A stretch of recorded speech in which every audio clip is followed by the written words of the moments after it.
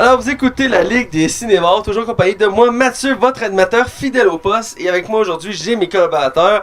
Toujours en ma présence, Max, avec qui le podcast ne pourrait exister. Alors, salut Max. Man, asti que je t'aime. Ouais, parce que pour faire le podcast à 40 degrés dans une pièce avec 3 gars qui ont autant chaud que moi, c'est de l'amour. Ah, écoute, ouais, c'est une bromance ici. Et vous l'avez entendu rire comme un enfant de 5 ans. Hugo Maze avec nous. Hey, salut. Effectivement, Max, faut s'aimer pour. Je sais qu'ici, il y a 3 paires de testicules humides, là. Surtout que j'ai déménagé des gens toute la journée. J'ai chaud, j'ai sué ma vie. C'est clair que tu dois Il est plein de sueur, là. Tu dois Je suis dans le sueur, mon t-shirt est. C'est Bref, clair. on va arrêter d'écouter. C'est clair que ta poche doit goûter à la réglisse noire, là. Je sais pas, j'ai pas goûté. Ah! T'essaies de chez vous. Bref, on va arrêter de dégoûter nos téléspectateurs, on va parler de cinéma, c'est le Réglisse sujet du noire. podcast. Effectivement. Et cette semaine, on critique un gros film. Max m'avait acheté pendant des semaines pour qu'on le fasse. Ah ouais, j'avais tellement hâte. Et c'est le monde jurassique. The Fallen Kingdom. Voilà, The Fallen Kingdom, la suite du premier monde jurassique. Du monde déchu. Du monde déchu, voilà. Merci. Je vais Max. chercher le titre. Merci, Max. Et on va parler aussi de nouvelles sur Fox, de Shining et un peu de Matt Groening. Et sans plus attendre, on va du côté des chroniques. Les chroniques. Alors, on est du côté des chroniques et comme... Accompagné de personnes saines d'esprit. Et voilà, en précisant, en ignorant le fait que Max n'est pas sain d'esprit. Vous écouterez à la fin du podcast. À la fin, il y a une surprise. Voilà, c'est ça. Bref, on est du Je bord des pensais s'en chroniques. sortir. Hein? Et on va commencer par ce qu'on a vu et écouté comme chaque semaine. Fait que c'est moi qui va commencer vu que vous avez fuck all cette semaine. Évidemment. Hein? Vous avez absolument rien, vous avez aucun contenu. C'est moi qui ai tout le contenu cette semaine. Et je t'assure de te renvoyer pour le fait que t'as pas de contenu, Max. Là. Yo, I have a live. Oh! So, okay. So, I listen a brand new movie on HDS.io. J'ai écouté un film porno en ligne. A legally site web. J'étais vraiment excité. I cross my shoulder with my hair. Je me suis crossé avec mes cheveux. So, okay. So, On sent que tu fasses du montage à la radio. Oh my god. ah ouais, Max, ok, ouais, bon, en tout cas, bref, capable. ok, j'ai écouté un seul film cette semaine. Mais tu sais, c'est pas vrai, j'ai écouté Jurassic Park, là, mais j'ai écouté un vrai bon film cette semaine. Ok. Un film d'horreur, qui est plus un trailer d'horreur. C'est c'est réalisé en fait par John Brodowski, que je suis pas capable de dire son nom. C'est un acteur qu'on voit très régulièrement dans la série The Office. Oui, je sais qui tu C'est parles. le gars de bureau dans le fond. Et A Quiet Place, c'est dans le fond c'est le film que il faut pas faire de bruit. Le film se passe. C'est pratiquement un film muet. Et dans le fond parce qu'à chaque fois qu'il y a un bruit trop puissant qui se fait ou qui est juste on échappe quelque chose, on commence à pleurer, on crie, on allume un gadget, ben il y a des extraterrestres qui les attrapent tout de suite parce que les autres ont pas d'yeux, mais ils ont une écoute très très très puissante. On sait pas de où ils viennent, on sait pas pourquoi ils sont là. Le film l'explique jamais. Et je pense que c'est ça qui fait le charme du film. Je vous spoil à rien. Le film, c'est juste du bijou à l'étopper. C'est un film que tu respires jamais. Mais c'est un film que si vous avez un système de son de malade mental, je vous le recommande chaudement parce que le son dans ce film-là prend vraiment tout son sens. C'est un film qui joue beaucoup sur l'ambiance. Je pense que c'est ça qui rend l'œuvre vraiment exceptionnelle. C'est un film qui était vraiment là, reçu par la critique. Il a reçu des critiques exceptionnelles. Je pense qu'il y a une moyenne de 91 sur Rotten Tomatoes. Aïe, aïe. Monsieur Gignac de Cinoche, que je trouve que j'aime bien, mais que je le trouve particulièrement très sévère quand ça vient avec des films de genre, a donné un 3.5 en disant que c'était un des meilleurs films d'horreur qu'il avait vu depuis des années. Tu sais, juste vous donner une idée. Puis le film t'arrête de se faire une réputation vraiment solide. J'ai la misère à pas vous le recommander. C'est un film d'horreur qui fait pas peur, mais vu que son ambiance puis son concept, ça mérite vraiment là, qu'on porte attention à ce film-là. Un des meilleurs films que j'ai vu cette année, sans hésiter. Écoute, j'en avais entendu parler, on m'avait fait beaucoup l'éloge de ce film-là. Et il était sur ma liste de films d'horreur à écouter. J'en écoute pas beaucoup, j'ai déjà mentionné plusieurs fois mon podcast. Il faut que le film soit vraiment bon pour que je m'attarde à un film d'horreur généralement. Ben c'est ça plutôt. Puis moi on a un peu pour les films d'horreur, on se rejoint un peu là-dessus. C'est on aime quand les films d'horreur ils ont un concept. Oui. Ben c'est ça là, c'est sur le silence. Fait que je pense que c'est quelque chose que t'aimerais pour vrai. Ouais, ça m'intrigue beaucoup. Écoute, je suis dû, ça fait un bout que j'ai pas écouté de film d'horreur. Je pense que ce serait mon prochain que je vais écouter d'ici les prochaines semaines. Je fais souvent des soirées cinéma avec des amis et je vais sûrement fortement le recommander bientôt. On va aller avec Hugo. Qu'est-ce que tu as vu cette semaine? Tu dis que t'as pas écouté de film d'horreur. On a quand même écouté dernièrement au Cinéparc hier Vérité aux conséquences, c'est comme... Je ne prenais pas en compte tout de suite parce que je disais on va en parler là. Un suspense d'horreur, mais on va en reparler juste tout de suite après ma liste. Alors, je vais commencer avec... j'ai regardé cette semaine, depuis mon dernier passage, j'ai regardé pas grand-chose, mais une promenade inoubliable cette semaine. Film français? Un petit film d'amour. C'est un bad boy qui rencontre la fille du pasteur. Tu sais, film typique, amour à l'américaine.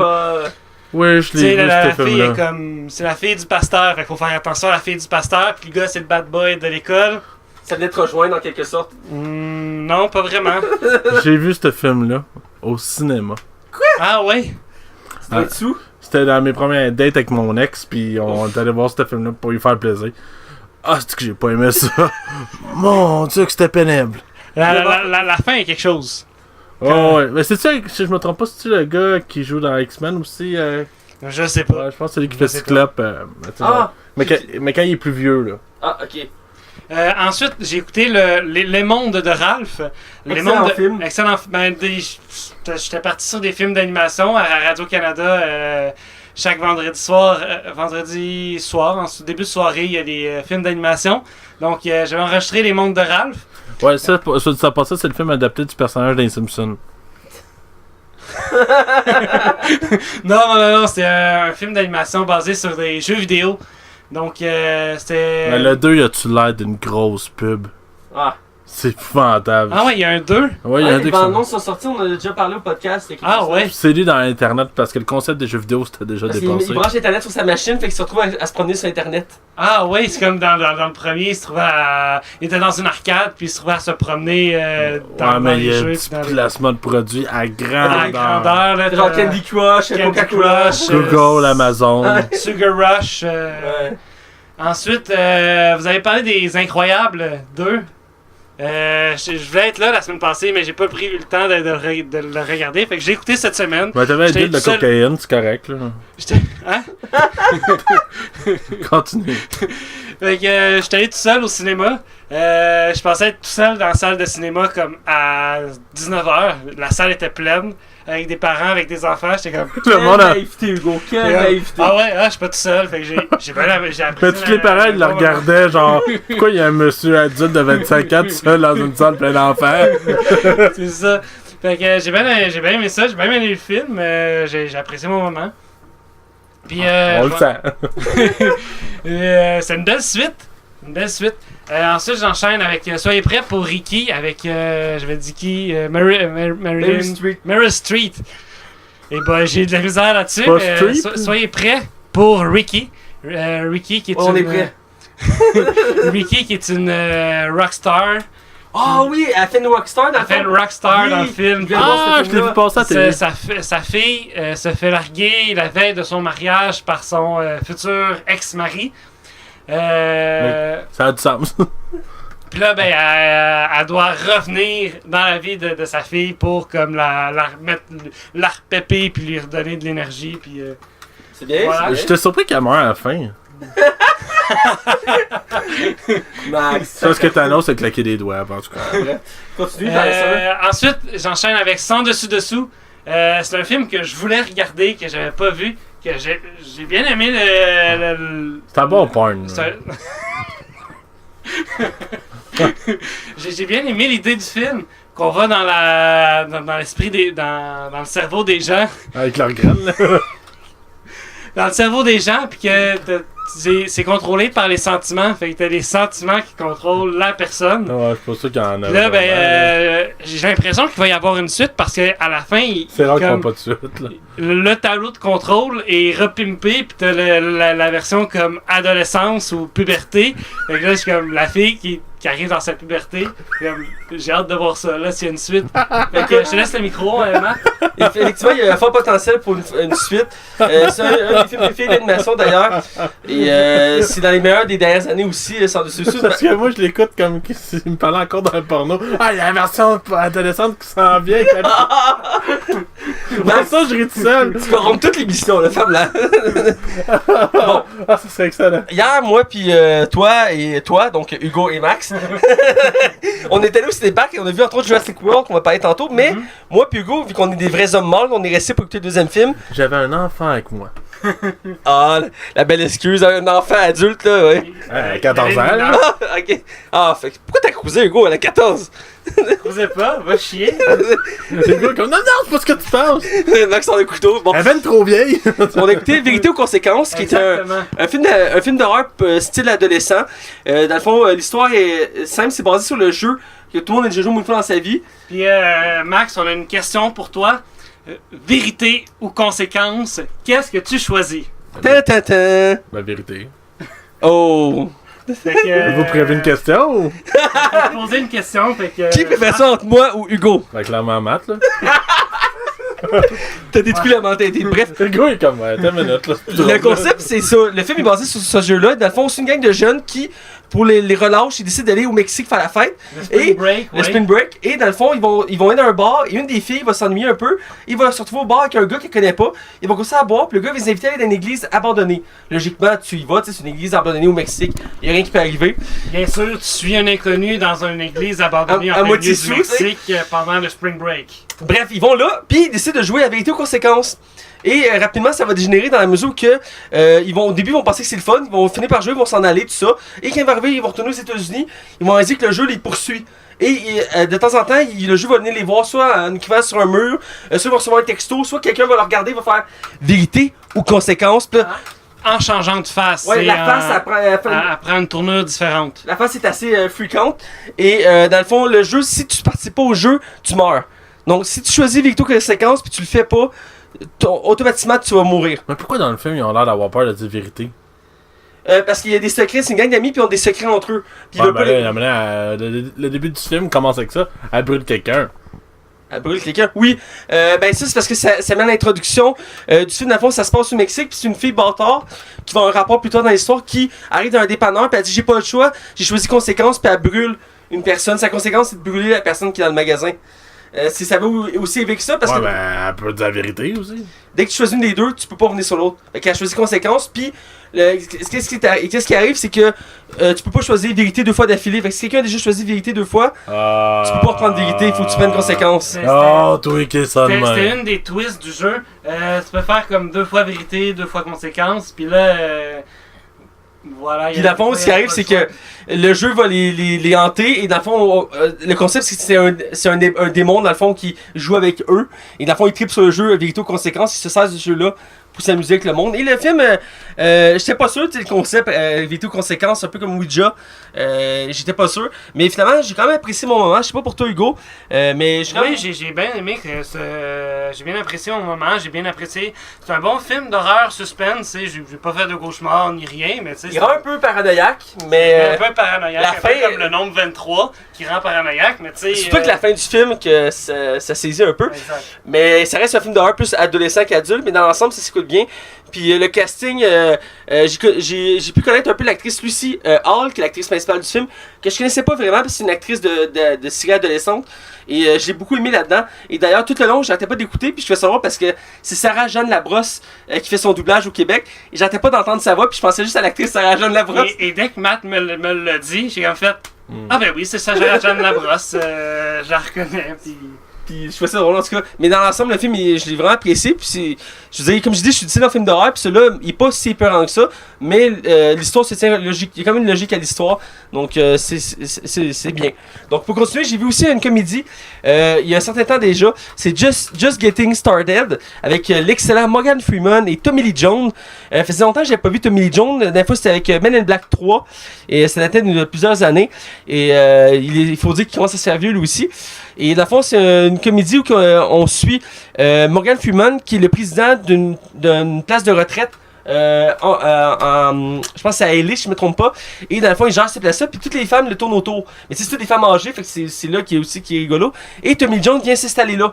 Et il fait comme un gars du Texas, cowboy avec le chapeau, puis il est comme ténébreux, fait que les filles trippent dessus. Et les deux acteurs vont se compétitionner pour le cœur des dames. Et c'est une comédie romantique, avec un côté action aussi, parce qu'il y a une twist au film qui est très intéressante. Et j'ai été surpris, Morgan Freeman est toujours aussi en forme, après, il est rendu à 81 ans, il est toujours aussi en forme.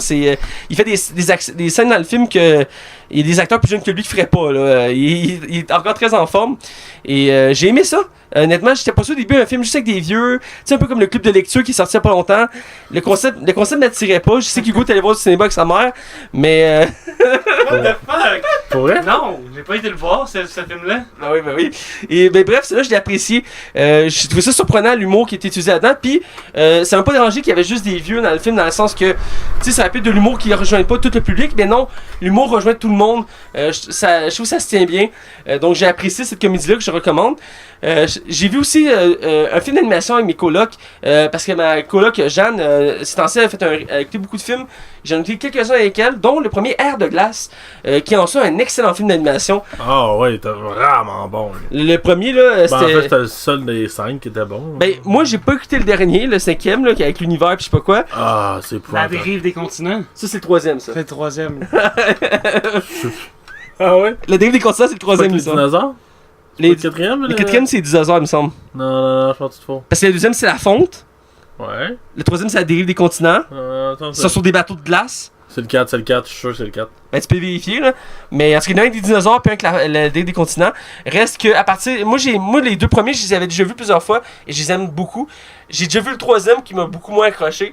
Puis le 4, je pense que je l'ai pas fini de mémoire. Et le 5, je l'ai pas écouté parce qu'on voyait qu'il perdait en qualité. Ben, les airs de glace, c'est comme les. J'allais dire les Terminators, mais les Transformers, puis les Fast and Furious, ils pourraient juste trop le citron. Les deux premiers étaient bons, puis après ça, ils ont tous perdu la qualité. Ah, je l'ai eu! Vas-y, dis. C'est l'air de glace de Meltdown. Le 3e, c'est Dawn of the Dinosaur. 4e, c'est Continental Drift. Le 5e, c'est Collision Course. Ouais, c'est ça. J'ai mêlé le 4 puis le 3 puis le 4. Excusez-moi. Mais bon, le premier est écœurant. Il est vraiment très bon. Puis j'aime l'histoire parce qu'elle est profonde. Puis il y a un beau côté moral à ce film-là. Puis d'ailleurs, c'est genre le seul film qu'on voit des humains aussi dans les airs de glace. Oui. Ce qui est assez particulier. Oui, c'est vrai, hein, on n'en voit plus après. Non, c'est ça. Dans les autres airs de glace, on voit plus d'humains. C'est puis ça fait une belle moralité parce que les humains chassent les animaux. Puis on voit que dans leur mentalité, c'est que c'est tous des prédateurs. Mais quand ils viennent porter le bébé, on voit qu'il y a un changement de mentalité. Ils réalisent que finalement, ils peuvent vivre en harmonie avec les animaux. J'ai bien aimé ce côté-là, vraiment une belle fin. Et c'est vraiment, les dessins sont très beaux. J'aime tous les personnages, entre autres, surtout le tigre, le cougar tigre. Là. J'aime beaucoup lui, j'aime beaucoup sa personnalité. J'ai vu aussi le premier La Momie, pas le film original des années 20 en noir et blanc, mais bien le premier de la trilogie avec Brendan Fraser, qui est de retour à la TV. Brendan Fraser. Fraser, merci. Qui est de retour à la TV d'une nouvelle série politique très sombre. Puis il a pris beaucoup de poids, je l'avais pas reconnu sur le coup. J'en ai brièvement parlé pas longtemps au podcast. Il a fait partie du mouvement MeToo, lui aussi. Là. Ouais, oui. En tant que victime, là, soit ouais. tout en passant. Là. Ouais, en tant que victime, faut le préciser. Mais bref, j'ai écouté le premier Momie et ce film-là, il est vraiment très bon. Très horreur, hein. De souvenir, là, il était violent, puis horreur, le premier Momie. Il y a beaucoup d'horreur, beaucoup d'action. Puis, contrairement aux autres, après, il était pas déteint trop action. Il y avait le côté horreur qui était présent, comme tu dis. Et dans le 2 puis dans le 3, ils ont comme un peu tassé le côté horreur du film. Ils sont allés plus vers l'humour. L'humour, puis ils ont mis plus d'action. Surtout le dernier, c'était pas mal juste ça. Et ce qui a gâché un peu la saga, parce qu'il était censé en faire un 4e, il était censé se passer au Pérou. Ouais, je pense que c'est le dernier gros film à Brendan Fraser, justement. Il me semble aussi. Et le premier est super bon. Moi, je l'adore. J'adore la période aussi. Par contre, des petites scènes qui ont un peu mal vieilli en termes d'effets spéciaux. Ouais, le 2, c'est drôle parce que j'ai écouté le 2 la semaine passée, puis ouais, effectivement, juste le 2, ça a mal vieilli. Fait que j'imagine pas le premier. Ouais, il y a beaucoup de scènes qui ont mal vieilli, mais dans l'ensemble, j'aime beaucoup. La Momie a une prestance, c'est incroyable. Ben, je me rappelle que quand j'étais jeune, j'avais été voir la Momie au cinéma, puis c'était visuellement, dans le temps, c'était vraiment impressionnant, là. Ah oui. C'est juste le temps qui a fini par... Malheureusement, Bon, mais tout, même, j'ai quand même pu l'apprécier quand je l'ai écouté cette semaine. Très bon film. Pour finir, j'ai écouté une série. Le reboot était carré aussi. Le reboot avec Tom Cruise? Ah ouais, c'était malade. C'est pas toi qui t'as trouvé dégueulasse le film avant même qu'on ait commencé à en parler. Là. Non, moi j'avais aimé la première partie. Ah oui, avant l'avion, oui. Ben, après l'avion, ça devient de la merde. Ouais, c'est vrai. Ouais. C'est vrai. Bon, bref, je finis avec une série que j'ai commencé, j'ai presque fini. C'est la saison 2 de Luke Cage qui est sortie la semaine passée. Donc, oui, ça peut être étonnant pour ceux qui sont habitués de me suivre. J'ai pris mon temps pour l'écouter. Ça m'a permis de plus la savourer aussi, mais aussi parce que je manquais de temps. Cette semaine, j'ai eu beaucoup de t'as choses. beaucoup le chocolat, là. Oui, j'aime beaucoup le chocolat. Oui, Max. On parlera pas de toi. Hein? Ok. Tu dis quoi par là? Ben oui. Parles-tu de ma bédaine? Non. Moi, je parlais de L'autre chocolat. Oui, oui. Bref, j'ai écouté Luke Cage. Et pour ceux qui connaissent pas, dans le fond, c'est une série super-héroïque sur le super-héros noir Luke Cage, qui est de son vrai nom Carl Lucas, qui, après une expérience ratée dans une prison, va développer une peau indestructible à quasiment tout. Et dans le fond, la première saison avait été bonne dans son ensemble, même si la fin de cette première saison avait été beaucoup critiquée, car le méchant manquait beaucoup de charisme. Et c'était un des défauts, on avait beaucoup parlé au podcast à l'époque. Et j'ai pas fini, il me reste 3 épisodes à écouter, il y en a 13. J'ai commencé l'épisode 11, j'ai pas eu le temps de le finir. Et contrairement à la première saison, ils ont corrigé plusieurs défauts, dont le fait de diviser la saison en 2 méchants. Et la saison est au complet sur un méchant, si je peux dire en particulier, qui est Bushmaster. Et dans le fond, la série suit les événements de la première saison, mais aussi de The Defender, qui est la suite de Luke Cage, dans le fond. Et dans le fond, on suit un Luke Cage qui est sûr de lui, qui est rendu une célébrité à Harlem, qui a des produits dérivés. Il y a même une application de téléphone pour le retrouver dans les rues, parce qu'il est devenu le protecteur d'Harlem. Et tout le monde veut prendre des selfies avec lui. Il est très populaire. Et Bushmaster, qui est un Jamaïcain qui est né à Harlem, qui était parti en voyage, qui est revenu. Et pour lui, Harlem, c'est son quartier.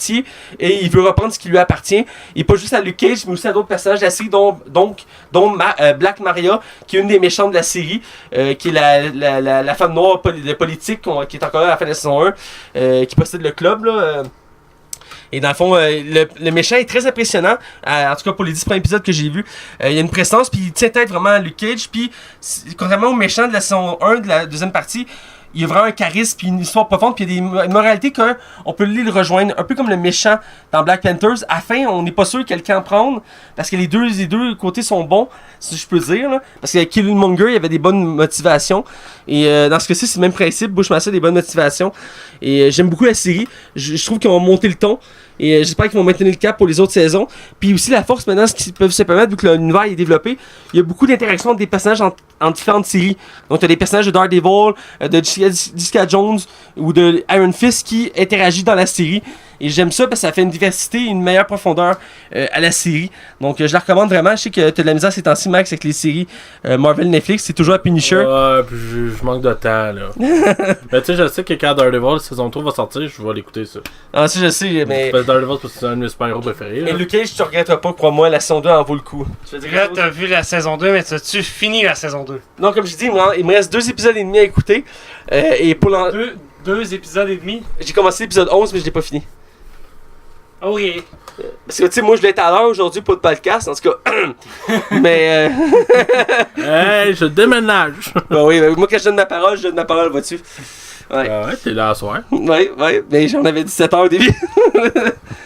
Ok, ben on va faire l'enfant, je vais appeler ma mère. Tu vas lui expliquer. Je veux pas me débattre avec ta mère. Non, je te niaise, gros. Je me sentirais mal. Je te sentais mal à l'aise, comme Ouais. ah, mais le gros, je niaisais. Ah ouais! Bref. Je recommande la série. J'espère que la fin va être aussi bonne. Je sais que Rotten Tomatoes l'a bien critiqué, elle a une bonne note. Le public est toujours sévère ces temps-ci à tout ce qui est super-héroïque. D'ailleurs, il y a une autre série qui a commencé il y a pas longtemps que j'ai pas encore la chance de toucher, c'est Pas fini? Cloaker et Dagger. Ouais, puis. Asperger est très apprécié, très bien coté.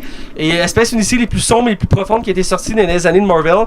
Et elle est très courte aussi, je pense qu'il y a genre 8 épisodes. Ah, quand même. Et j'ai hâte de l'écouter parce que j'ai eu aussi des bons commentaires pour cette série-là. Donc la prochaine dans ma liste, incluant aussi la saison 3 de Preacher est sortie aussi, que j'ai hâte de commencer. Qui est une série aussi comique qui est très bonne. Bref, on met des nouvelles. Oui. Et je vais te laisser aller, Hugo. Oui, ok. Je vais commencer. Il y a. Tu veux que je commence avec le teaser de Disenchantment? Ah, ok. Je vais commencer avec le teaser. Il y a eu un teaser qui est sorti pour Disenchantment. Et voilà. Donc, la nouvelle série de créateur des Simpsons et de Futurama, Matt Groening, qui faisait des années qu'il n'avait pas fait de nouvelle série. Il y a même un peu délaissé les Simpsons dans les dernières années. Et donc là, il part avec une nouvelle série exclusive de Netflix de 10 épisodes. Et les dessins, on le voit tout de suite dans le teaser, c'est des dessins du créateur des Simpsons. On voit le même style. Ouais, il y a la patte Il y a la patte. Puis, anyway, dès le début du teaser, il parle du fait qu'ils ont été dans le futur avec Futurama, ils ont été dans le présent avec les Simpsons. Fait qu'ils n'ont pas le choix d'aller dans le passé avec cette série-là. Ouais, c'est une série médiévale fantasy. On suit une princesse et son ami le gobelin avec leurs mésaventures. Donc, ça va être. Moi, je trouve ça a l'air vraiment intéressant. Je sais que je vais le binge-watch. Moi aussi, probablement. Je vais te laisser comme ça, t'es une Mais j'espère que. Juste une chose. Oui. Excuse-moi. J'espère juste que ça va être une saison longue comme ils peuvent faire avec les Simpsons, genre 22-23 épisodes. Là. Ben, à date, ils ont annoncé 10 épisodes, fait qu'on verra. Là. Ah, pour vrai? Ok, je sais pas. après moi, ils vont commencer par 10 épisodes. C'est quoi que les 10 épisodes, ça va bien. Ils vont monter. Ils vont monter à Netflix, c'est frileux, hein. S'il est pas sûr que ça pogne, il va tranquillement. Netflix, c'est déjà perdu de l'argent avec plusieurs séries. Ils font attention maintenant avec leur projet. Ouais, ils n'ont pas beaucoup d'argent, fait que... Ouais, continue. Ensuite, on a une date pour Jumanji 2. Yay! Yay! Ce sera le 13 décembre 2019.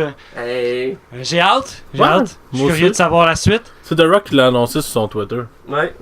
Ah ouais? Ouais, je suis vraiment intrigué pour vrai. Je suis vraiment hâte parce que j'avais beaucoup aimé le premier.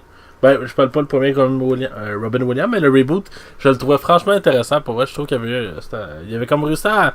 C'était un film que j'avais aucune attente, puis en allant le voir au cinéma, je suis sorti comme... Waouh, c'était le fun. Ouais, moi, quand j'ai écouté, j'étais agréablement surpris. J'ai beaucoup apprécié le film. On l'a déjà critiqué, on viendra pas là-dessus, mais Non. c'est un bon film. Il te reste une nouvelle? Il me reste une nouvelle. C'est une petite nouvelle qui est sortie du cinéma local. D'un cinéma local de par ici, notre région. Il y aurait une adaptation de Casse-Noisette et Les Quatre Royaumes qui sortirait le 2 novembre de cette année.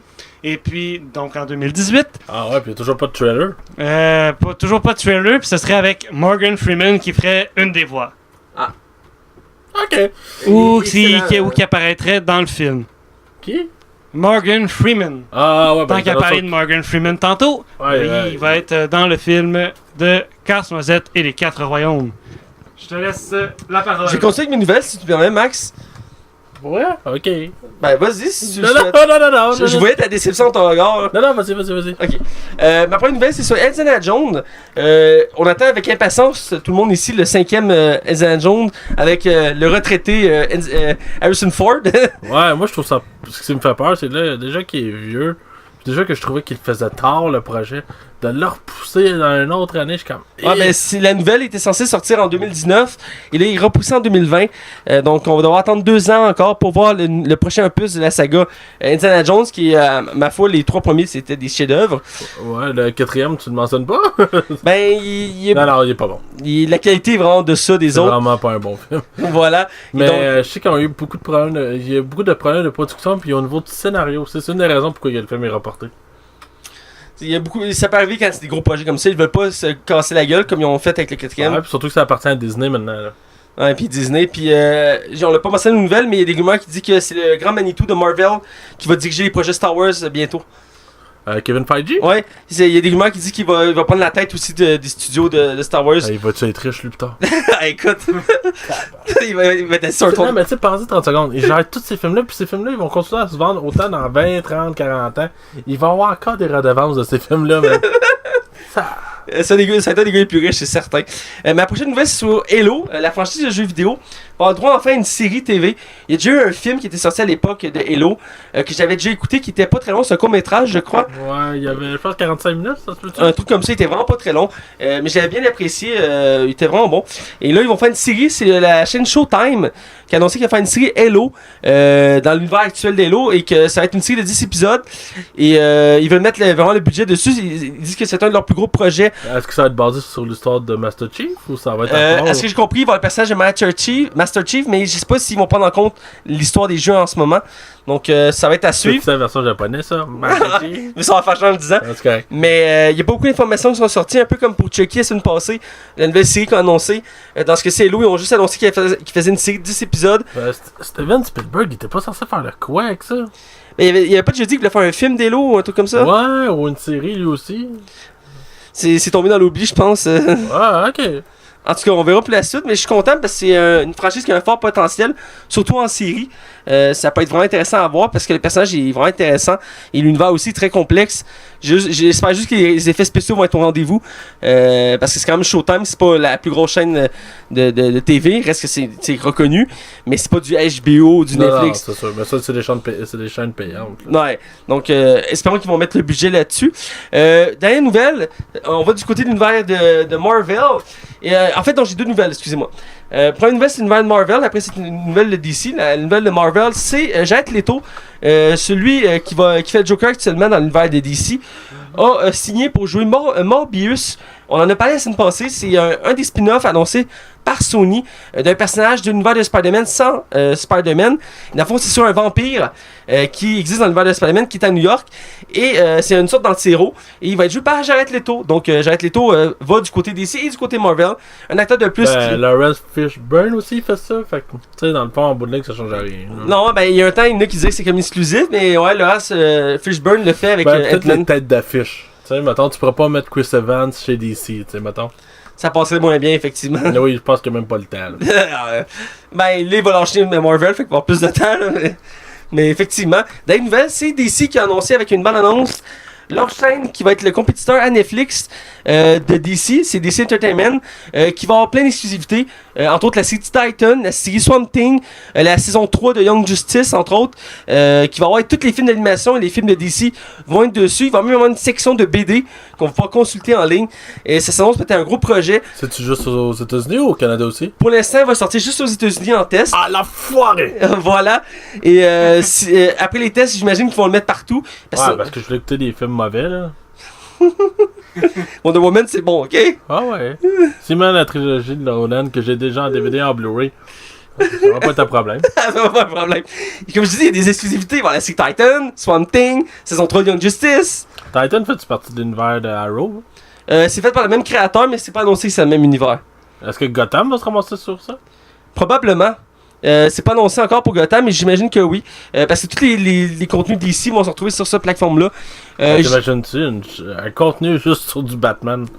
Tabarouette, hein? Ben, ils sont forts sur Batman. Il y a beaucoup de contenu qui sort. Les films d'animation, un film sur deux, c'est sur Batman. Donc, il est rentable, le personnage. Ah oui, Batman. Donc, je suis vraiment content. Ça fait longtemps qu'il en parlait. Puis il n'y a pas sorti d'informations parce que est censé sortir à la fin de l'année, cette plateforme-là. Donc, j'ai vu la bande-annonce. Je trouve ça intéressant.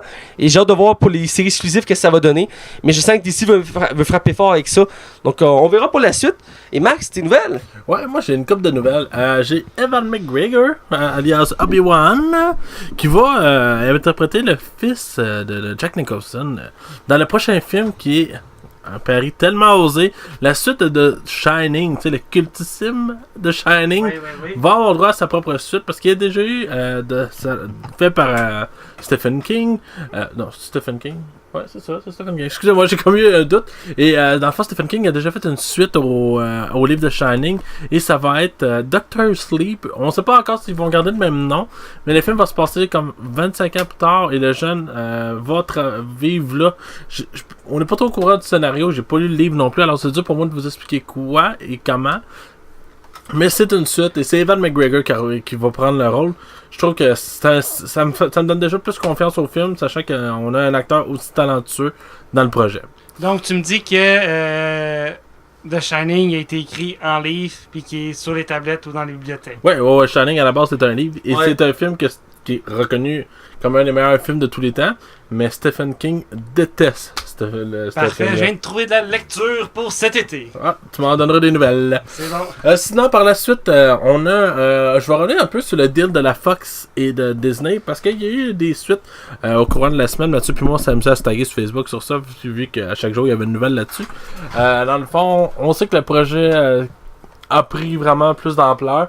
Chromecast n'a pas encore répliqué, on peut s'attendre. Ouais. Chromecast, excuse-moi. Il n'a pas répliqué encore, mais il faut s'attendre que ça arrive. Faut vraiment se donner l'idée. Dans le fond, ça a été approuvé par la justice. La seule affaire, c'est que Disney doit revendre ses chaînes sportives pour donner une bonne concurrence aux autres, parce que même la justice reconnaît que Disney aurait le monopole. Fait que pas mal sûr que même si Chromecast arrive avec quelque chose, j'ai l'impression que leur chat est déjà mort. Là. Je pense que Disney tient vraiment à avoir Avatar. Puis... Assez de compétitionner Disney, c'est pas évident en soi. Je leur salue l'effort, mais Disney, je pense qu'ils vont toujours avoir plus d'argent à mettre là-dessus qu'eux, même si c'est une grosse compagnie aussi. Reste que là, ça a l'air pas mal conclu, là, dans la mesure que la justice américaine a accordé le fait que Disney pouvait racheter Fox en échange qui cédait 22 chaînes de sport, ce qui est pas rien en soi. Alors, puis ces chaînes de sport, là, la Fox était prête à se dépareiller de tout le reste au niveau cinéma, télévisuel, mais garder le sport. Ça donne-tu une idée à quel point que c'est rentable? Ouais. Je sais pas si vous vous rappelez du combat McGregor. Je me rappelle plus. Ça n'a pas longtemps, c'était un combat contre un lutteur. Non, pas un lutteur. Un boxeur contre un gars de UFC. En tout cas, pourquoi je parle de ça? Tu sais combien que ça rapportait en argent, ce combat-là? Plus d'1 milliard. en une soirée. Ouais. Fait que derrière une nouvelle qui leaké entre guillemets très large. Très large. Tom Holland se prépare à aller au Comic-Con de San Diego et il en a profité pour faire un petit live devant nous autres avec une tablette dans les mains. À nous expliquer qu'il a lu le nouveau script de Spider-Man, qui est vraiment excité, qui a hâte de montrer le casting parce que le Comic-Con de San Diego s'en vient très bientôt. On va avoir des grosses nouvelles, probablement une bande-annonce de Captain Marvel, on croise les doigts. Où que je vais en venir avec ça, c'est qu'actuellement, Tom Holland, pendant qu'il faisait sa vidéo, sur la tablette qui était affiché le nom du prochain film de Spider-Man. Mais quel hasard et quelle bourde! On croit vraiment pas que c'est stagé. Parce que Tom Holland a comme eu une tendance, puis c'est vraiment arrivé qu'il disait des spoilers du film avant même que le film sorte. Il avait spoilé la fin d'Avenger, Infinity War, ça va expliquer. Puis Mark Ruffalo aussi. Ouais, Mark Ruffalo, je me rappelle, il y a une entrevue qui dit carrément c'est parce que tout le monde meurt à la fin, anyway. Là, t'as genre Don Cheadle qui est à côté de lui qui est comme gros, dis pas ça! Il est vraiment fâché, mais tu dis, ok, il joue de la comédie, mais finalement c'était vraiment vrai. C'est parce que tu dis que tu tueront jamais tous les personnages. Il faut mentionner que la Jake Gyllenhaal. Merci, je me sais plus son famille, Gyllenhaal. Confirmé qu'il allait faire le rôle de Mysterio aussi. Ouais, je sais pas si c'est vraiment confirmé. D'après moi, ça va être annoncé au San Diego Comic-Con, là. Mais je pense que ça regarde bien. Là. Ouais, effectivement. Et l'affaire la plus ironique, c'est qu'à l'époque de Tobey Maguire, avait failli pas faire le Spider-Man 2. Et c'était censé être Jake Gyllenhaal qui était censé remplacer pour faire Spider-Man. Ouais. Petit fun fact! Ouais, il y a des liens partout, Tout est lié. Voilà, donc c'était les nouvelles. Beaucoup de stock comme d'habitude. Et vu qu'on a une grosse émission et malheureusement la température nous décourage un peu de travailler, on va directement à la zone non-spoiler. Désolé pour ceux qui s'attendent à une zone de cinéma. Je m'en excuse au nom de l'équipe. Et on va du côté de la zone non-spoiler. On devrait leur dire que c'est pour manger une crème à la glace à la crèmerie. Hein? Attention, vous rentrez dans la zone non-spoiler. Attention, vous rentrez dans la zone non-spoiler. Alors on est du côté non-spoiler et cette semaine, je le répète, on critique le film Le Monde Jurassique, Le Royaume Déchu, le deuxième de la nouvelle saga du Monde Jurassique qui est la suite de Jurassic Park. Donc on en a 5 films. C'est réalisé par G.A. Bayona qui a fait un Monster Call, de Impossible et de Orphanage. The Impossible, pour rappeler à quelqu'un au monde, c'est le film avec Naomi Watts et Evan McGregor qui sont pognés dans un tsunami avec une famille. Oui! C'est eux autres. Mais c'est pas Owen Wilson, non. On parle pas de l'autre film qui sont pognés. Non, je sais que tu parles, oui. Ok. Fait que c'est le film sur le tsunami qui s'est passé en Inde pendant je pense que c'est l'histoire vraie, là. L'histoire vraie qui s'est passée en Inde. Ouais, je pense que oui, je pense que c'est ça. Ok, parfait. Bref. Dans le casting, on a encore Chris Pratt qui reprend son rôle. C'est qui est beau, hein? Sacrément. Non, mais sérieux, les gars. Max, il y a une fixation dessus. Non, mais Chris. Tu sais que si tu serais gay, tu coucherais avec? Non. Je serais gay, peut-être, là. Vu que je suis hétéro, on va laisser faire, mais. Bref, Chris Pratt qui reprend son rôle. On a aussi Bryce Dallas Howard qui faisait dans le premier film la directrice du parc Jurassique et qui reprend son rôle. On a Raph Spall. Vous allez devoir m'aider parce que j'ai des blancs sur ce qui sont. C'est le méchant? C'est le méchant, le nouveau méchant du film dans le fond. Oui. Qui est dans le fond lui qui s'occupe de l'héritage des fondateurs du parc Jurassique. Voilà. On a Justice Smith. Qui est le nerd de service avec lunettes. Le scientifique de la gang. On a Daniela Pineda qui, elle, fait la vétérinaire de dinosaures. La latino, si on veut. On a Toby Jones qui s'occupe des encans. C'est un des personnages qui s'occupe de l'encan dans le film. On a Ted Levine qui, lui, c'est le mercenaire qui est engagé pour capturer les dinosaures. Je vais faire un lien intéressant parce que je trouve les coïncidences fascinantes. Je me fais un marathon en ce moment de la série Monk, que je vais reparler la semaine prochaine. Et un des passages principaux est joué par cet acteur-là. Puis c'est pas mal la seule série qui l'a fait connaître, c'est Monk, donc je fais ça loufoque comme lien. Et on a Jeff Goldblum qui revient faire son rôle, après de l'avoir fait dans la première saga de Jurassic Park, qui faisait c'est quoi déjà son rôle dans la première trilogie de Jurassic Park? Il faisait un expert de dinosaures, je crois. Je pense que c'est un scientifique. Un scientifique qui agent blanc. réussit à sortir l'ADN d'un moustique. Ouais, puis c'était le seul qui était contre le parc Jurassique en partant dans le film. Oui. Mais pas je parle dans le premier, là. Dans le premier, oui. Oui, je me rappelle. Mais d'ailleurs, il fait un beau lien dans ses scènes dans ce film-là là-dessus. Exact. C'est produit et distribué par Universal Pictures. Les critiques ont donné, Metacritic a donné 51% d'avis positifs. Le public légèrement mieux à 58% d'avis positifs. Rotten Tomato dans la même veine, 51% d'avis positifs et 59% du public. Donc dans la règle générale, c'est correct. C'est pas le film du siècle. On fait s'y attendre aussi parce que le premier Monde Jurassique avait laissé un peu mitiger les fans. Je pense que ça divisait beaucoup. Il y en a qui ont vraiment aimé ça, d'autres qui ont détesté. Là. Effectivement. J'ai aimé beaucoup de choses du film et j'ai détesté beaucoup de choses du film. Et c'est encore le cas ici. Il y a beaucoup de choses qui fonctionnent pas. Je vais te laisser avec le budget, Max. 175 millions, qui est quand même pas tant pire. C'est beaucoup, mais c'est pour des grosses productions. Je trouve que c'est pas tant que ça. Mais ça reste beaucoup. Ouais. Hein? Mais c'est pas tant que ça. Mais ça reste beaucoup. Ok, bref, on est rendu à un box-office actuel. Le samedi pas compté et le dimanche non plus encore. De 826 millions de dollars. Le film a 1 semaine et 1 jour. Non, mais c'est quand même, c'est bon, c'est bon. Il va dépasser les milliards, ça c'est sûr. Oh, ouais, ça c'est assuré, mais où qu'il va se rendre? Le premier avait fait 1,7 milliard, qui est astronomique. Il avait battu le premier Avengers à l'époque. D'après moi, il va faire moins. D'après moi, il va atteindre 1,4. 1,3 milliard. C'est quand même raisonnable. C'est raisonnable. Ah ouais, puis c'est pas considéré comme un échec à ce moment. Même en ce moment, si le film arrêterait là, ça serait un succès. Effectivement. Mais ils savent qu'ils vont pas faire plus, fait que... Non, il faut préciser pas parce qu'il est bon au box-office que c'est un bon film en soi non plus. Non, c'est ça, là. Donc voilà. Il faut rappeler aussi que c'est basé sur une œuvre de livre. Si Ouais. cherchez des lectures à faire. Ah oui! Les premiers Jurassic Park, les 2 premiers films, je crois, étaient basés sur des romans.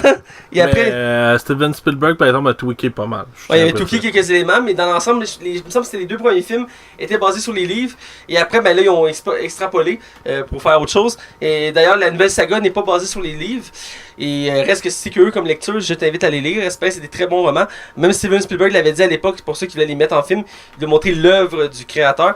Et bref, pour mettre en résumé, on suit les événements après le premier film. Le parc a été détruit, il a été abandonné. Et là, il y a un mouvement qui s'est créé aux États-Unis pour protéger les dinosaures, car ils considèrent que c'est comme des animaux. Et il y a un volcan qui va... Ouais, c'est ça. Il y a un volcan qui est en éruption sur l'île. Ouais, ça là, je peux-tu faire un petit aparté avec ça? Vas-y. The fuck, man. Ils savaient qu'il y avait un volcan qui... Tu sais, absolument, ils savent d'avance quand un volcan va exploser. Il y avait un parc là-dessus. Si tu mets un parc sur un volcan, En partant, qui, là. techniquement il est éteint, mais qui va. Absolument, tu le vois dès quelques années d'avance quand il fait comme oh, il a l'air d'avoir une petite éruption, on va peut-être déplacer le parc. Non. Il y a des experts en volcan qui savent quand un volcan va éclater. Genre, des fois, ils le savent comme 1000 ans à l'avance. Fait que... What the fuck is just happening? Ok? J'avoue. Ça va? Non, mais sérieux. Bref, pour finir le résumé, Mais what the fuck? l'île est en danger et... Vas-y, continue. Et le Congrès américain doit décider s'il sauve les dinosaures ou les laisse mourir. Et là, le film est autour de ce débat-là moral, à savoir si on doit protéger les dinosaures ou non. Ouais, puis il est considéré comme des animaux. Hein. Ouais, c'est ça que j'avais ajouté au début. Ils veulent dans le film, ils veulent les mettre dans la même catégorie que les animaux. C'est d'où le débat. Donc, c'est le film, ça tourne autour de ça. Et ça part dans une direction assez incroyable. On va en reparler plus loin. Mais le résumé, c'est ça. Il y a un conflit moral autour des dinosaures. Et on va aller du côté du casting. On va commencer en parlant de la vedette du film, Chris Pratt. Je vais laisser Max commencer parce que c'est son acteur. Ben Chris Pratt, faut le donner, là. Il a un charisme qui déborde, là. Tu sais, là, mais sérieusement, là, je suis pas ça parce que je le trouve beau. Je dis ça parce que il a vraiment un charisme de malade mental, ce gars-là. Il fait juste sourire pis tout le monde est comme asti qui est cool, tu sais. Fait que non, je trouve là-dedans, c'est probablement dans ses rôles qui vont être les plus marquants de sa carrière. Pas nécessairement pour les qualités du film, mais au niveau de son... Tu sais, ce film-là respecte Chris Pratt. Et c'est ce qui rend ce film-là hors norme un peu, là. Sinon, c'est pas mal ce que j'ai à dire. Ok, Hugo. Tu veux vraiment que j'en parle? Non, c'est vrai. Ouais, j'ai bien aimé le jeu de rôle de Chris Pratt. Je trouvais qu'il jouait bien son personnage, qu'il l'interprète à merveille. Tu sais, c'est quand même la deuxième fois qu'il le fait. C'est le deuxième film qu'il fait, donc... Sans mots. C'est ça de trouver de quoi à dire d'intéressant. Oui, surtout après Max, là. Mais voilà, il a bien joué. J'ai trouvé qu'il a bien joué, qui est vraiment hot. Qui, tu sais, comme son personnage en Guardian of the Galaxy. Gardien de la Galaxie, porte quasiment le film sur ses épaules. Là. Je suis bien d'accord sur ce point-là. C'est l'acteur qui se démarque le mieux du film. Et en quelque sorte, c'est lui aussi qui porte le film sur ses épaules parce que le reste du casting, dans l'ensemble, peut être plus ou moins oublié. Outre Jeff Goldblum, que j'aime beaucoup. Exact. Mais qui a un rôle très mineur dans le film. Et finalement, il y a un rôle très mineur, on reviendra rapidement là-dessus. Mais il n'y avait pas de surprise là-dessus, je pense. Je m'attendais à ce qu'il fasse plus, mais. Ah ouais, tu pensais qu'il aurait été un peu plus là dans le film? Ben, peut-être qu'il aurait pu interagir avec les dinosaures, je sais pas. C'était juste faire une nostalgie avec les premiers films. Mais dans l'ensemble, Chris Pratt, c'est un très bon acteur que j'aime beaucoup. J'adore le voir dans les films. Il y a toujours un côté humour qui apporte, puis son humour est toujours bonne. Des fois, ça dérange dans le sens qu'il détruit un peu le côté sérieux du film. Dans ce cas-ci, c'est bien dosé. Il y a un peu d'humour, mais en même temps, il prend des choses au sérieux. Même si au début, il y a quoi qui m'a dérangé, mais on en reviendra. Mais dans l'ensemble, Chris Pratt, c'est lui qui mène le film et il est très bon. Et même, je trouve qu'il fait de meilleures performances que dans le premier. On le sent plus profond, plus humain, son personnage. Parce qu'on voit qu'il y a un lien avec les dinosaures. C'était un peu développé dans le premier, mais ici, ils l'ont plus développé avec des flashbacks à travers des vidéos. On voit ici qu'ils ont voulu prendre plus de temps de développer les personnages. Dans le premier, ils ont pitché ça, ils ont ajouté plein de personnages, puis la plupart, il n'y avait pas de développement. Et entre autres, les deux enfants qui étaient là, random. C'est juste pour pousser l'histoire. Donc, dans ce cas-ci, ça se tenait bien. On va parler de l'actrice principale, vu que c'est l'actrice principale, évidemment. Bryce Dallas Howard, encore une fois, elle reprend son rôle. Dans ce cas-ci, son rôle a été changé dans le sens qu'elle n'est plus directrice du parc, vu qu'il n'y a plus de parc. Elle est rendue à la tête d'un organisme qui défend les droits des dinosaures. Je vais commencer en parlant. Vas-y. C'est pas une actrice que je connaissais à la base avant ces films-là. Je l'avais vu participer dans des films plus ou moins. Des films qu'on écoute les dimanches après-midi pluvieux, des comédies ou tout ça. Mais je trouve qu'elle a un caractère qui est plus développé dans celui-là que dans le premier. La première apparaissait plus comme une cruche. J'utilise ces mots-là parce que je trouve vraiment que ça représente bien le personnage. Dans ce film-là, je pense qu'ils ont voulu corriger le tir. Ils l'ont rendu plus peut-être forte. Plus intelligente dans la mesure aussi. Je trouve que le développement de ce personnage-là était mieux.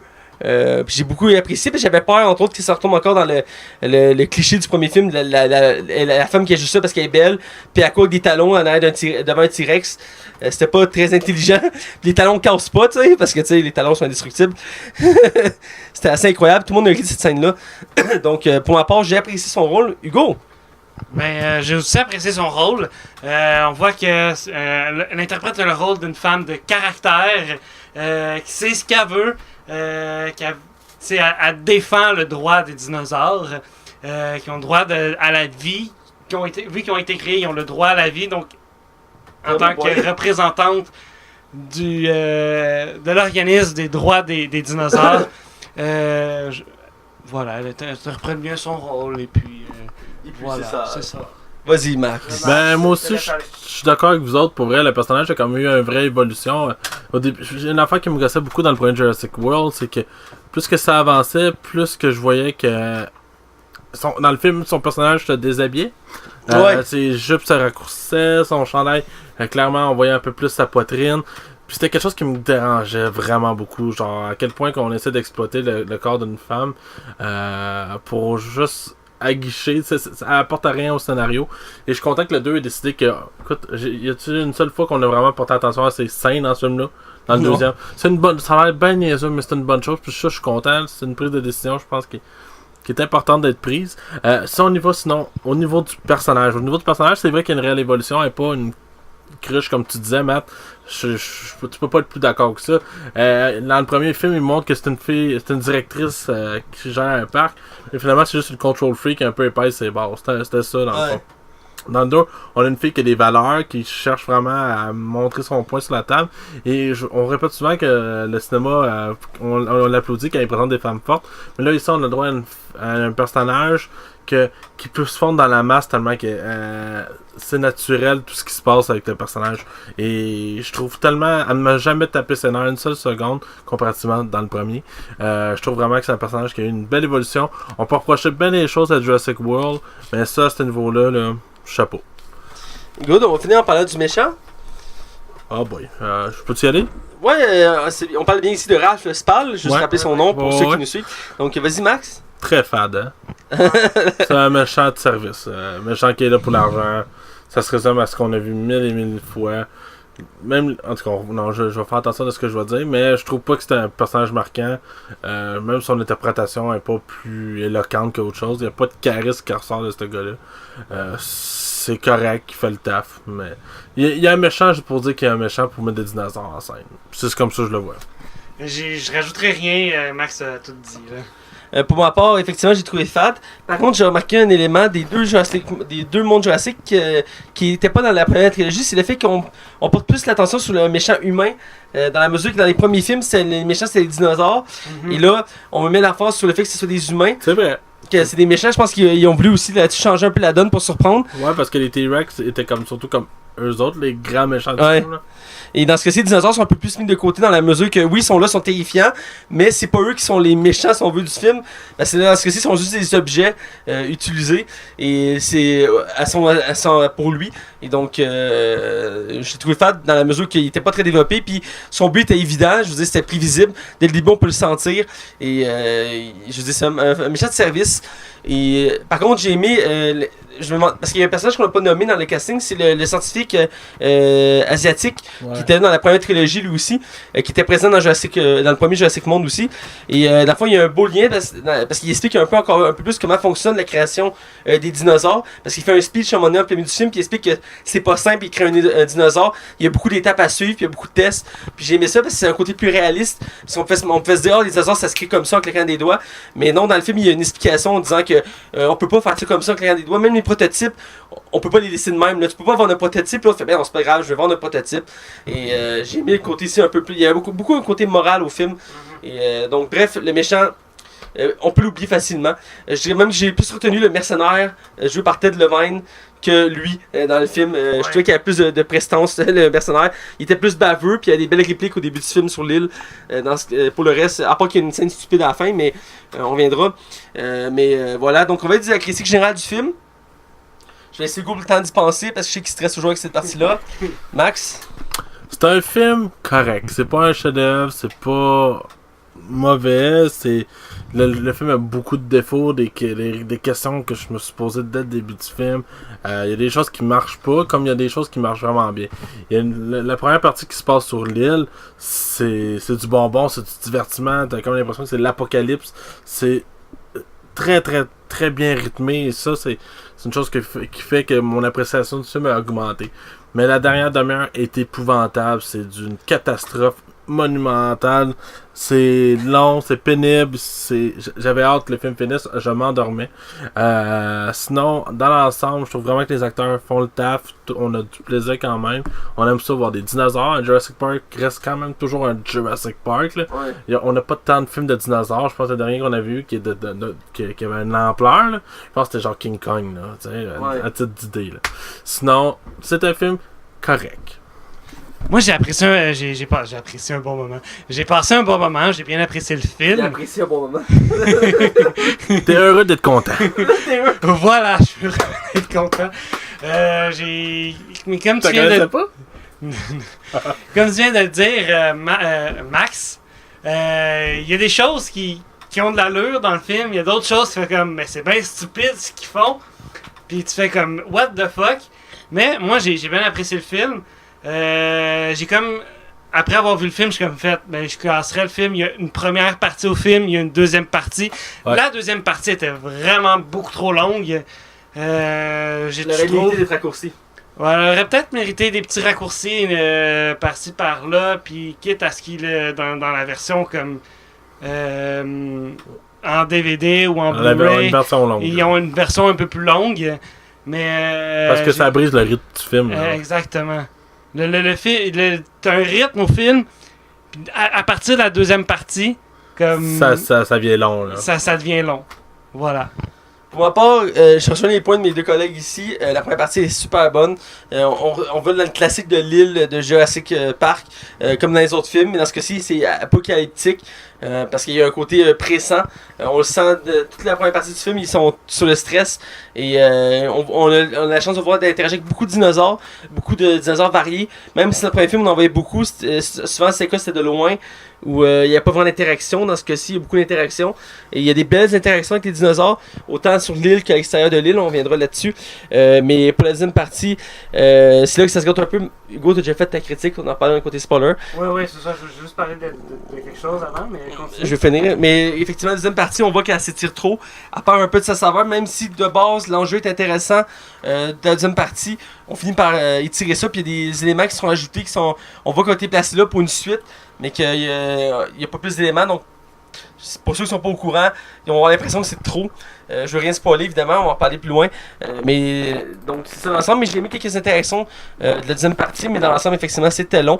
Les acteurs je les ai trouvés quand même bons, mieux que dans le premier film, outre le méchant assez fade. Le reste du casting a été rehaussé. Dans le premier, c'est un peu ça qu'on fait juger aussi au film. Sinon les effets spéciaux c'est toujours incroyable. Les dinosaures sont époustouflants. Je suis toujours fasciné de voir des aussi beaux dinosaures interagir comme ça. Il y a des scènes, je me demande comment ils ont fait ça, parce qu'il y a beaucoup d'interactions avec les humains dans celle-là, et ça doit pas être évident de faire de dessiner un dinosaure qui est en train d'interagir avec les personnes. Mais puis en plus c'est pas des machines comme dans les premiers Jurassic là. C'est incroyable. Mais moi j'adore ça voir des dinosaures. Puis j'avais vu le premier Monde Jurassic en D-Box, puis je l'avais pas regretté. Et c'est le genre de film que j'aurais voulu voir encore en D-Box, parce que l'effet que ça fait. On sent les dinosaures marcher, on sent la frayeur. J'avais beaucoup aimé ça. Tu vois, on l'avait vu ensemble en D-Box, Hugo, à Joliette. Et c'est un. Oui, c'est vrai. Oui, tu t'appelles, bon voilà. Et donc, dans l'ensemble, j'ai bien apprécié le film et c'est un bon divertissement. Et donc, on va du côté spoiler pour pouvoir en plus en parler. Attention, vous rentrez dans la zone spoiler. Attention, vous rentrez dans la zone spoiler. Alors, on est du côté spoiler, et là, on va parler du film vraiment en entier. Qu'est-ce qui nous a dérangé, qu'est-ce qu'on a aimé. Et dans le fond, pour mettre en contexte, on va prendre chacun une scène qu'on a aimée. Ok, je pense que t'avais mal, c'est pour ça que je voulais voir si tu veux qu'on arrête. C'est bon. Je me soucie de toi, Max, hein, je tiens à toi. Oui, c'est correct, j'aime ça. Good. Donc, on va commencer avec une scène qu'on a chacun appréciée. Et Hugo est toujours peur que ces genre de sections-là. J'aime ça le voir son regard comme. Il y a des sueurs comme fuck. Moi j'aimais le bout qui avait des noms qui apparaissaient à la fin.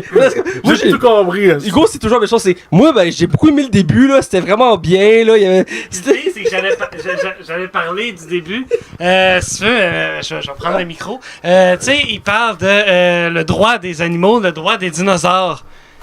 C'est un beau débat de société, c'est un beau débat dans le film. Mais on se demande à quel point est-ce que les dinosaures ont le droit d'avoir des droits comme nos animaux, comme les chats, les chiens, les animaux de compagnie. J'ai une question, je suis tout seul que il savait en partant de la grosse scène avec le dinosaure qui sort de l'eau. Je le savais tout de suite qu'après ça on verrait Jeff Goldblum. Ah ouais? Tu sais la scène dans là-bas, je me suis dit c'est sûr qu'il commence avec ça en partant. Non, je suis le seul. Ben, je savais qu'on allait prévisible, là. Je savais qu'on allait le voir au début, mais je pensais pas le voir aussi rapidement. Mais j'aimerais venir à Jeff Goldblum. J'ai bien aimé les deux scènes principales qu'on le voit, parce qu'il y a pas mal de scènes qu'on le voit. C'est un bon 4 minutes, là. Un bon 4 minutes. Et j'aime beaucoup son... J'aime beaucoup son coupe en deux. J'aime beaucoup son monologue de la première scène au début du film, qui parle de la fond de... Parce qu'il demande comment on doit percevoir les dinosaures, puis lui il explique en quoi on joue avec la vie, puis on se prend pour Dieu, puis on a mal fait les choses, puis la nature reprend ses droits, et on n'a pas le contrôle là-dessus. C'est absolument vrai. C'est des propos qui sont vraiment... Si ça devait arriver... Écoute, il y a vraiment des vrais scientifiques dans le monde, je ne sais pas où, ce sont aux États-Unis, qui essaient vraiment de recréer des gènes de dinosaures pour vrai, là. Puis on a 5 films qui prouvent que c'est pas une bonne idée. Puis à quel point est-ce que les dinosaures devraient avoir des droits? S'ils sont morts, est-ce qu'ils devraient avoir le droit de revivre? Si, mettons, ils sont dangereux, il me semble que la question se pose pas. Ben, mettons, tu fais pas le T-Rex en premier. C'est ça. Tu prends l'autre avec tu laisses les herbivores, les longs coups, les herbivores. Un dinosaure qui s'appelle l'Anculus. Ah ouais? Ouais, ils disent dans le film. Ouais, ils disent à un moment donné, ouais. Ça a fait, l'Anculus. C'était assez comique. Il y avait pas l'adonosaure? L'adonosaure. Avec les boutons.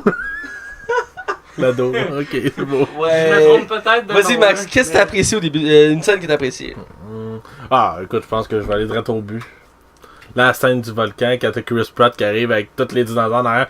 Avancez! Courez! Vite, courez! Mais cette scène-là est hallucinante, pour vrai. Il faut lui donner. C'est la meilleure scène du film, tant qu'à moi, là.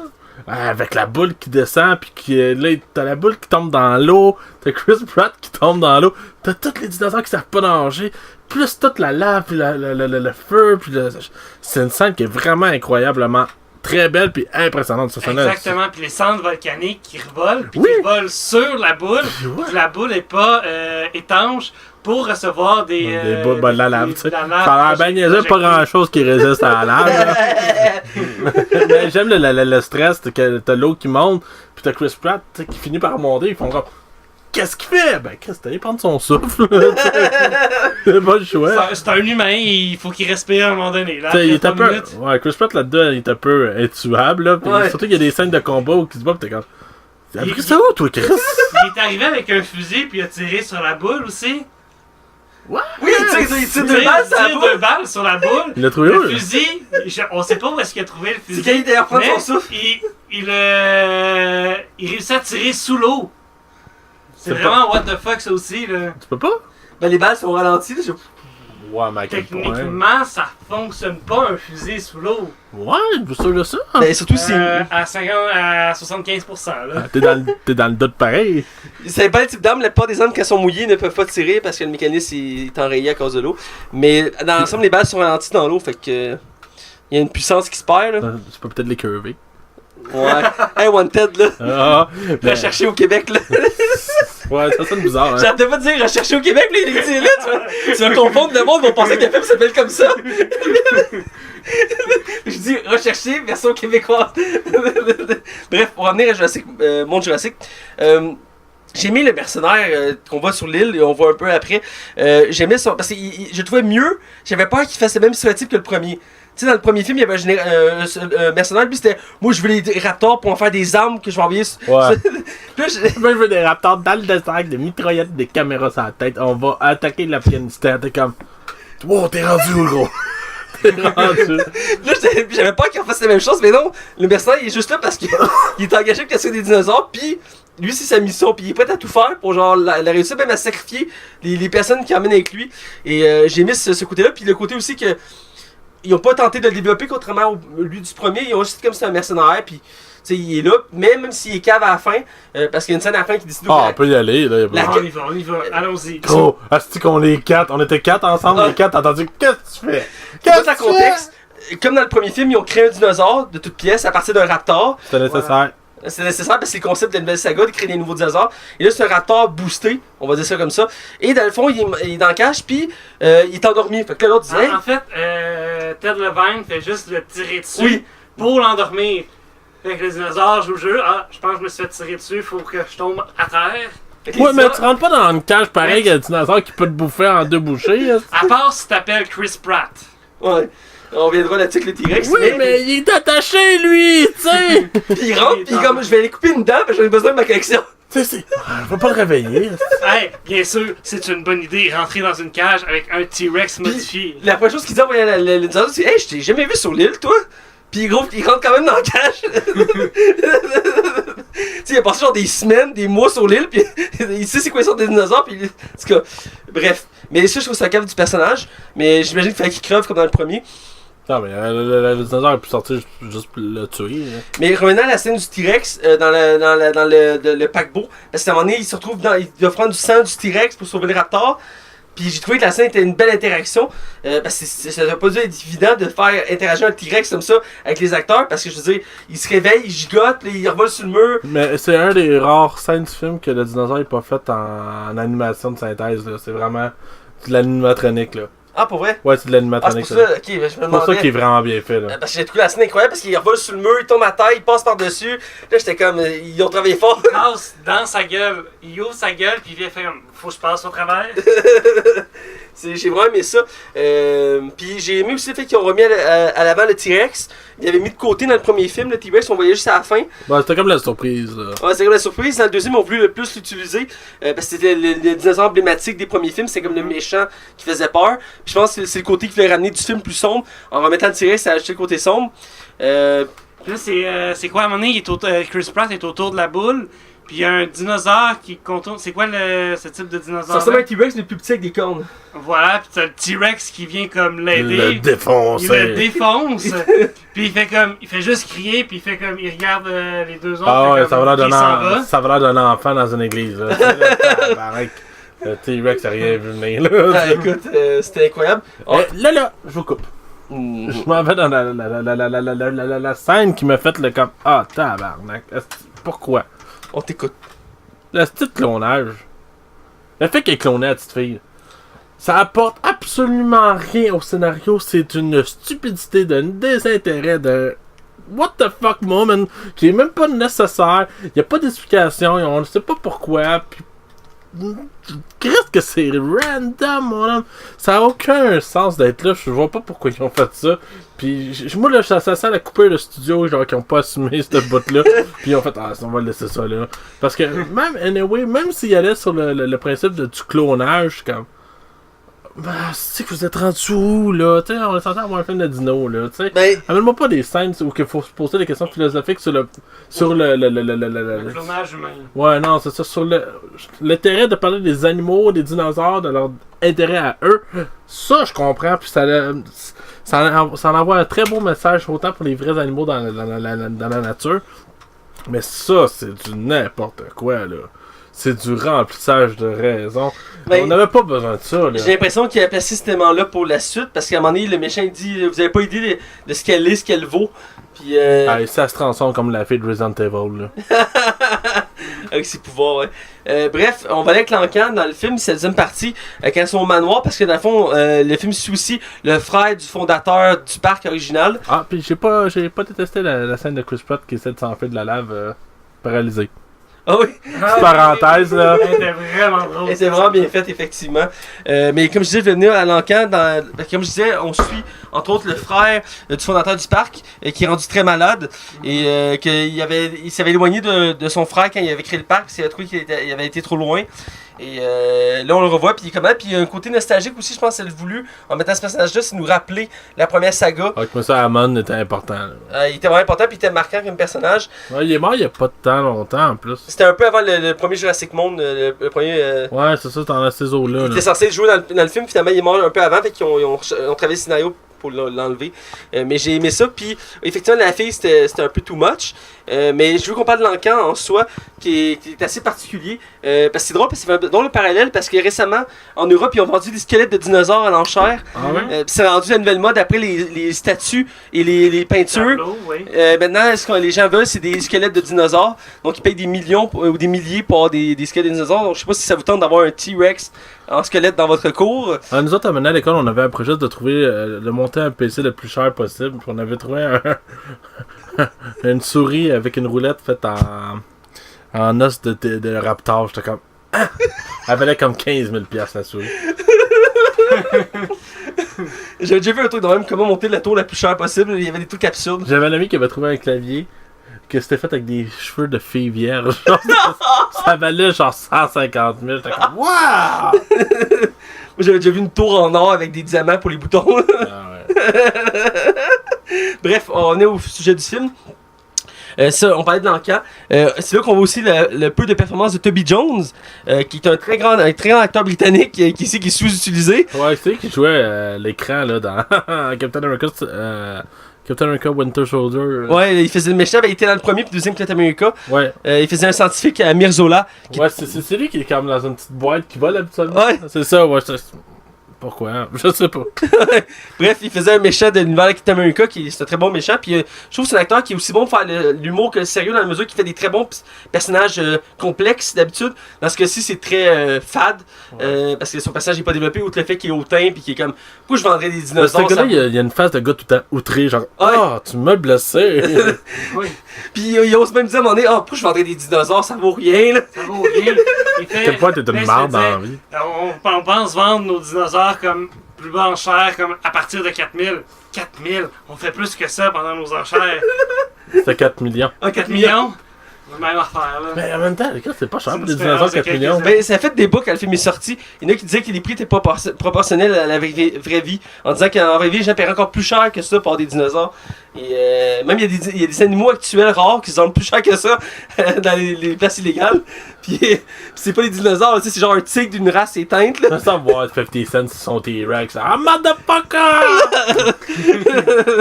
Mais ouais, et ben regarde, on va aller avec le dinosaure qu'on crée parce que c'est un des concepts de la nouvelle franchise. Oui. Le premier, il avait fait un T-Rex boosté, si je peux dire.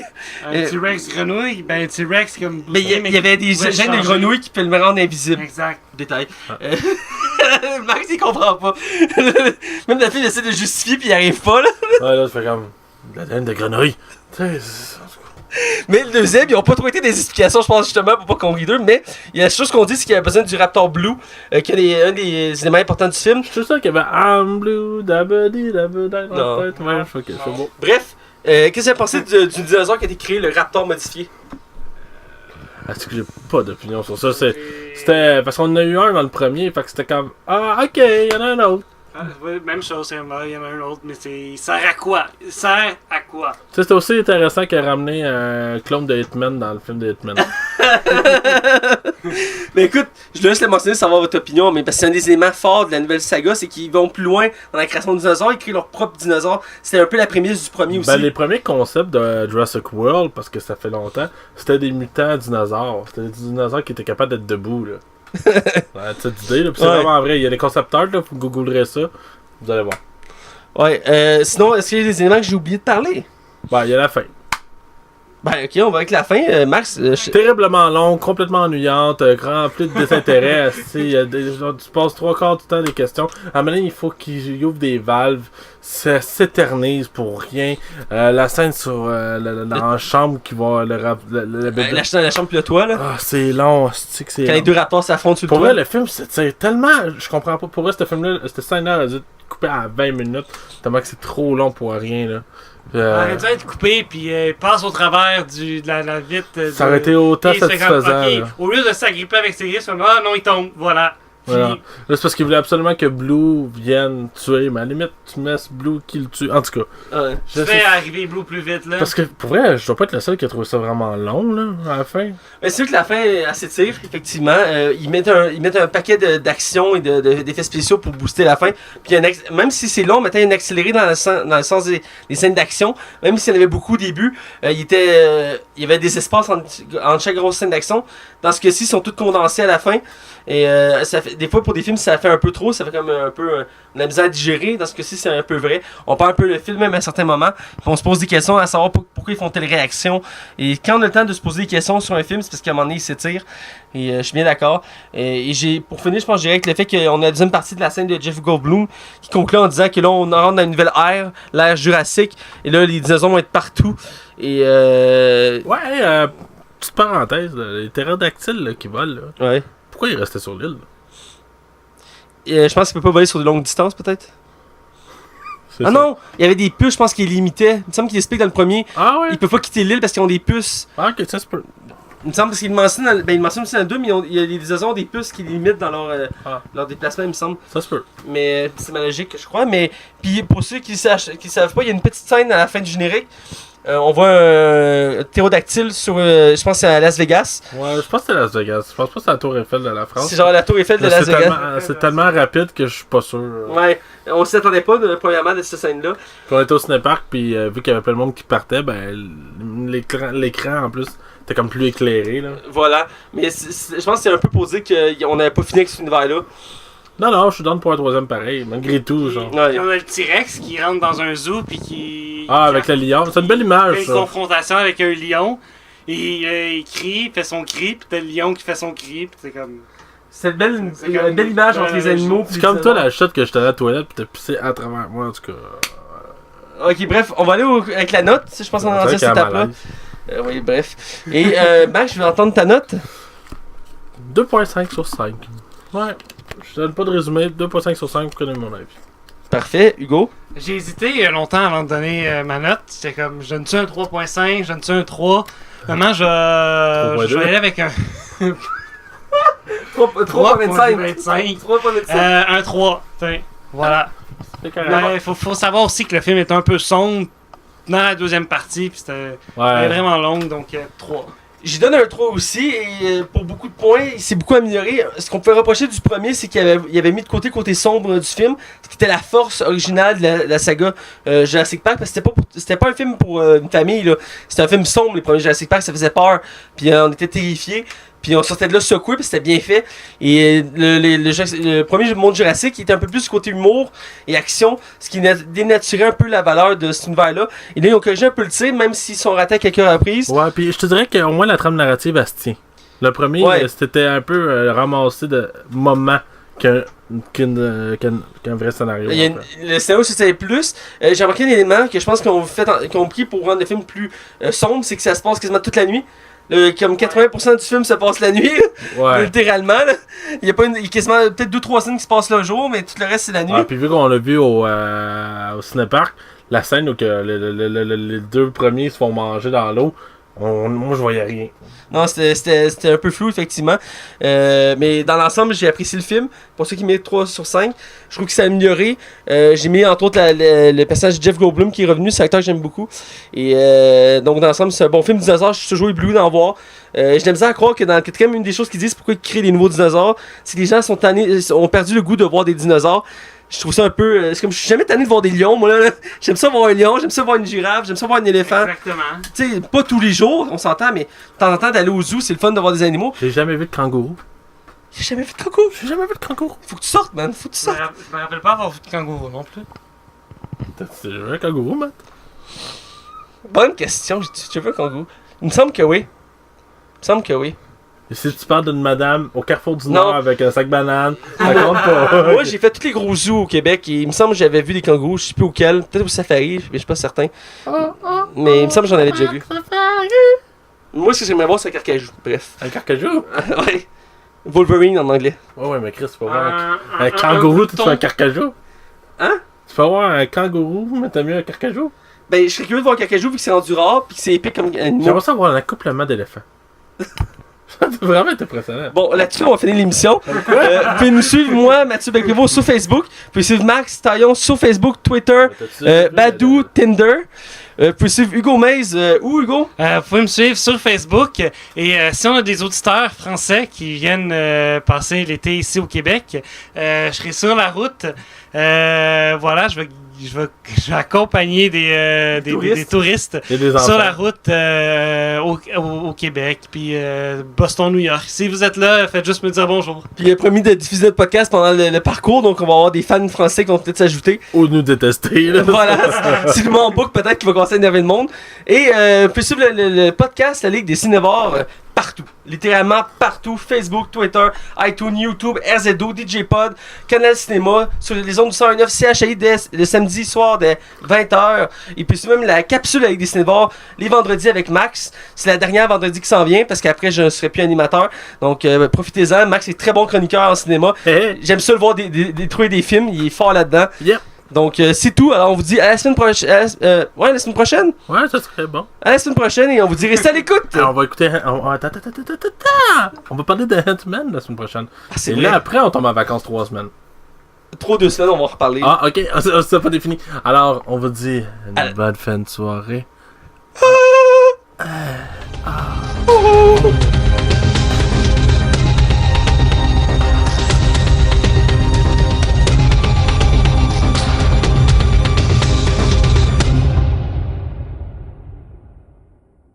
T'es connu puis copier les chroniques?